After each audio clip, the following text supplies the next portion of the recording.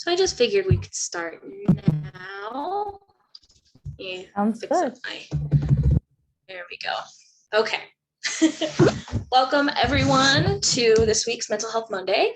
I am Lucian, Mental Health and Wellness Peer Mentor. This is my, I think, second year with CAPS. And Ali, if you want to go introduce yourself. Hi, I'm Leah Jessup. I am also a mental health and wellness peer educator. And I think this is my third year being one. Awesome. So this week's Mental Health Monday is all about like fidgets and fidgety outlets and fidget toys, which may sound silly at first, but it's not. And we'll tell you why in just a second. So Leah, if you want to take it away. Yeah, of course. So first you might be asking, what is a fidget toy or a fidget device? Well, a fidget toy is just something that you can use to help you focus, pay attention, calm you, do something physical when you're stuck sitting, and it can help give you some of that tactile input, either by your hands or your mouth even. It can range from quiet to loud to stuff that you can use at home to stuff that maybe you can use in the office. And some of them are even discreet. They're not necessarily big things either. Definitely. So where's my mouse? There it is. So the big question you might be asking is like, who are fidget toys for? And the simple answer is they're for anyone. There's this misconception that like fidgets are specialized for children, people with like ADHD on the autistic spectrum, those with anxiety or like mental illnesses, but that's not true. Like they can be for anyone. They can be super helpful for people who deal with those things, but they can be helpful for anyone. And really you may fidget and like use fidget toys without even knowing. Like you bite your nails, you like bite the inside of your cheek, you run your hand through your hair, you play with your bracelet, like all that stuff that's what that is. So it's for anyone.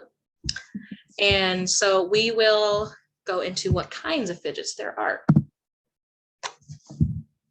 So there's tactile, sensory, scented. Like, have you ever thought about scented markers or scented slime? Oral, like things that you can put in your mouth. Mindless stuff that you can just play with and not even think about it, or involved, where it kind of takes a little bit more concentration to use. Things that kind of involve sound and assistive. I will also throw out there that doing your hand motions and stuff, like Lucian was saying, is the type of fidget. So like shaking your leg or tapping with your pen on a desk, those are all technically fidgets. Yeah. And yeah, you don't have to like have something to fidget with. But these are just kind of like trying to make aware of like different people need different stimulation. So, and many fidgets fit more than one of these categories. So we will launch into the first one, which is stress balls. This is probably the most common type of, let me get my little bun here. That's the picture on the screen. I have a little bun. I don't even know if you can see me, but that's fine. Anyway, so stress balls are like kind of tactile since you use them with your hand. They're one-handed, they're very quiet, so you can just use them if you're writing or doing something. We have our little caps man that Aaliyah just showed. We have these little, the one that I have is this little bun that it's a stress ball, but it looks like a steamed bun, and they come in all different shapes. They can be filled with different things. It can just be foam. They can be filled with liquid or starch or like the Orbeez, which is like those water gel balls, to create like different sensory experiences and even like different sounds. I know the ones that are filled with like the jelly beads make really squishy sounds, which I don't personally like, but other people may. Anyway. And there's fidget spinners, the craze of the fidget spinner. They can be usually used with one hand. They got really popular. And they can be weighted in different ways to spin really easily, like this one is. I've barely touched it. And they can be made from a lot of different materials, so whatever you want. This one is metal and plastic, so it's kind of cold. And they can be customized. You can get like special gyros in them to make them weighted or different colors, or they can light up.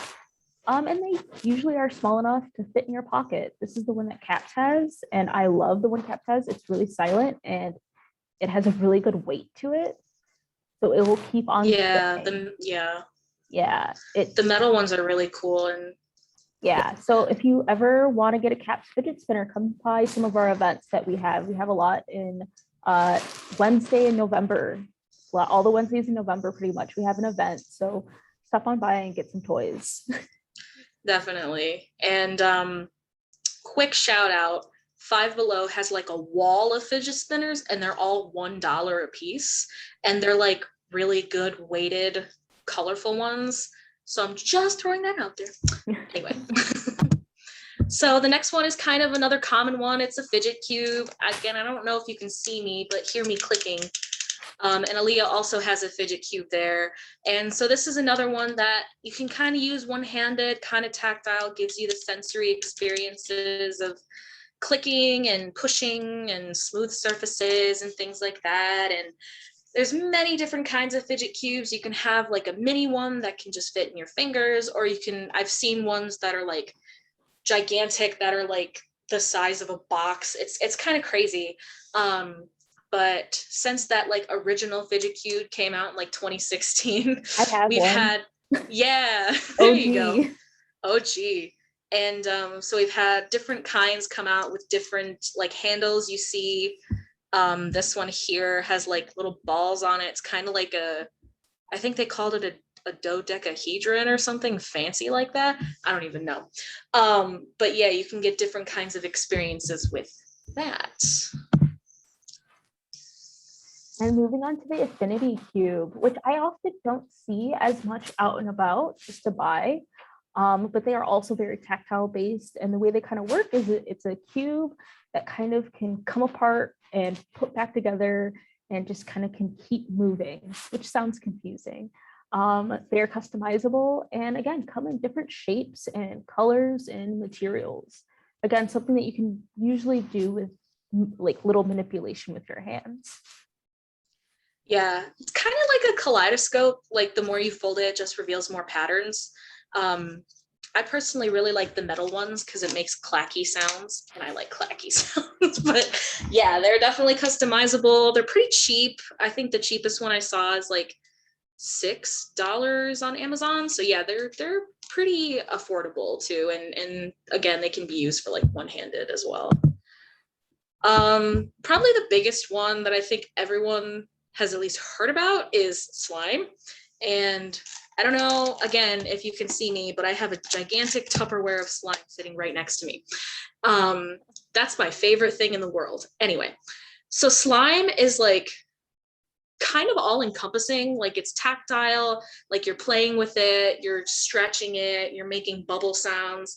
It's sensory because you know you can poke it, there's different add-ins into it, it's active, it's sound based because you're crunching it, and it's scented. Well, it can be scented, so you can smell any number of things, and there's so many different types of subgroups of slime. So you have like the really thick, like I have here, like the Aaron's thinking putty that you can get at like Walgreens or something.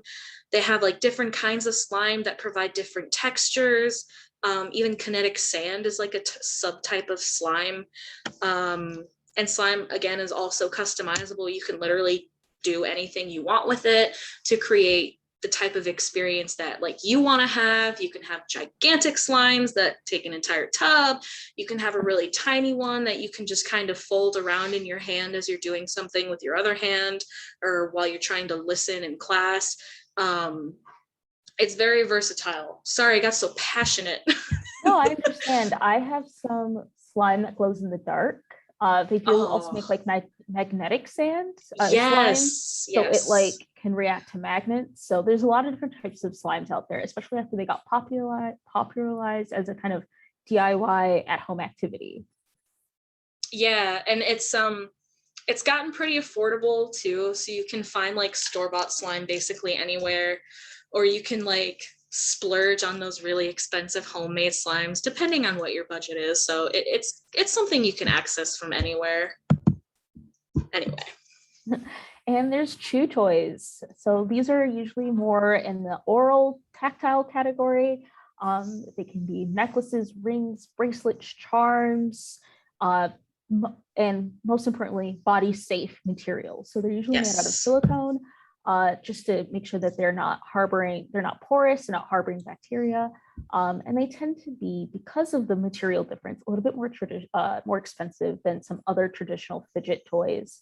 And think of the jazzercise craze of like needing to exercise your mouth to like have a nice neck or jaw. Yeah, that's the But way like they normalized it, but that's yeah, it's a chew toy. You can I call it often, that, it's fine. yeah, it's a chew toy for humans. I most often see them sold online. Personally, I don't often see them in person.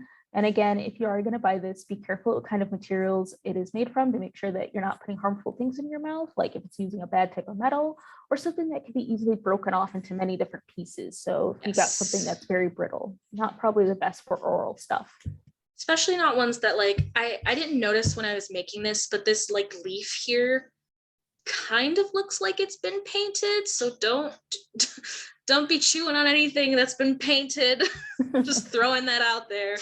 Silicone can come already colored. You don't need to paint it. But anyway, so this kind of, not last, there are literally a million fidgets, but one of the last popular ones is like legitimate fidget jewelry. I think Aaliyah, you have a spinner ring. Yes, there it is. It's very pretty. So fidget jewelry can be tactile, very, very quiet, one-handed. You can kind of do it like under the table. These are the kind of things that you can bring into work. You can bring into school, to a meeting. No one will really know that you have it.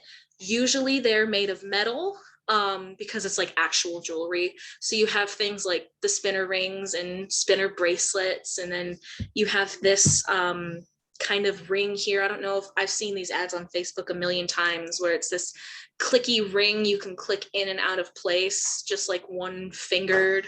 And then these necklaces here that have the little spinning balls in the middle. So you can actually get some very beautiful jewelry that doubles as a fidget.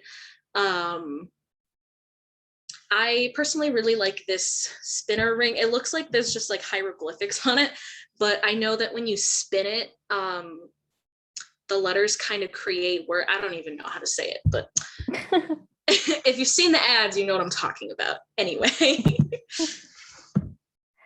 And there's even more examples. There's the poppets. I've seen them become really popular lately. I've seen them at fairs and at stores. Pop tubes, tangles are really fun because sometimes those are also customizable. I feel like those were more popular when I was younger, and you can kind of like move them around different position. And magnetic balls, again, put them in any position you want. Those can be a little bit messy though, so definitely be aware of your surroundings and don't drop them. But there's a lot of examples and a lot of options out there. You just kind of have to look around you and figure out what your own needs are and what your own wants are. Yeah, definitely. I know something kind of funny is when I was looking up images for the poppets, I literally saw someone make like a purse out of like the pop. Like you could literally find those anywhere. Anyway, so yeah, like Aaliyah just said, you find something that kind of fits your needs. There are websites out there that let you buy like starter packs that have like a mini version of each thing, so you can kind of just like feel out what fits you, like what works best for you, if you'd rather do these at home or you want something that you can bring into work or school. It's just a matter of like what fits you. And a super important thing to remember is that they are for anyone. There's nothing to be ashamed about or to feel silly about. You can find something that suits your needs, and whatever works for you is all that matters, really. Yep, anything that will help you concentrate or de-stress or take your mind off things, it's up to you. Honestly, yeah. Honestly, sometimes I'll just do it because when I'm bored, I will eat, which is not the best thing in the world. So sometimes you just need to give your hands something to do when you're watching TV, which is so valid. But yeah, did you have like any questions or anything for us about this? If you didn't, it's fine, but I just want to give you the opportunity so you're not kicking you off here. Yeah, Yeah, thank workshop was really great. It was very informative and fun. Thank you. Thank Of you. course. Yeah, that's And I was just gonna say we're gonna have more mental health Mondays every Monday. So feel free to tune in. yeah. And if you want to kind of come back to this, they are always recorded to be posted on UM-Dearborn's YouTube page. So I know we kind of threw a lot at you in terms of like different things you can have, but if you need to come back to it, you can totally come back to it. And we will be here again next week, also at 4 p.m. with that same Zoom link. Awesome. I'm gonna stop the recording, but Okay, feel free to stay on the line. let me stop sharing actually.